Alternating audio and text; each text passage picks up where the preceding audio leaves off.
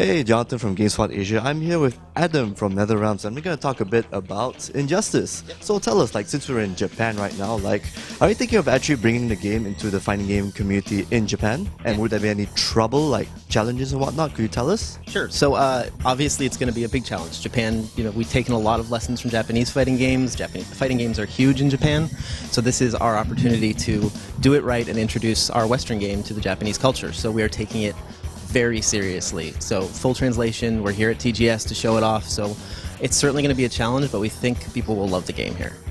I honestly partly think that the challenge would be matching with Street Fighter's way of doing things. If you notice BlazBlue, Street Fighter, any other fighters, they seem to have their own feel. So for the Injustice's feel, how would you actually match against that? I mean, what do you have to offer from your side? Sure. So we've taken certain cues for this game that are very similar to Japanese games. For instance, back is block, which our team has never done before. We've also added a bunch of new elements that have never been seen in any fighting game, so it'll be new to everyone, like background interactions where you actually interact with the objects in the background. So it's going to feel not necessarily like Mortal Kombat did. It's going to feel like something totally new, but we're taking little cues from Japanese fighting games and sort of integrating them. I actually noticed you actually take some cues, like you mentioned. I've noticed the fighting, the buttons, everything, it seems to take a bit from BlazBlue with the controls. So is that true in that sense? Yes, it's very true. So it's got the heavy attack, medium attack, light attack, and then what we call character traits, which are a character-specific fighting move or gimmick, essentially. That's something that we did both to make it simpler to play for people to pick up, but also to sort of give it a new feel that's very similar to a game like BlazBlue. Which is also complex, definitely, in its own way, which is pretty good for fighting game players, more or less. And of course, let's just talk about the roster and the stages.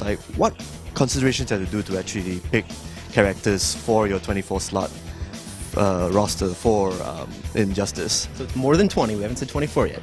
But the roster itself was picked based on characters we know people are going to love and want to see and expect, like Batman. If we didn't have Batman, we'd get beaten up. And it's got characters that are less known because that gives us a chance to sort of make those characters just as popular as Batman, and we love that challenge. So those are sort of the key considerations, and then we had certain characters we had to have for our huge story mode.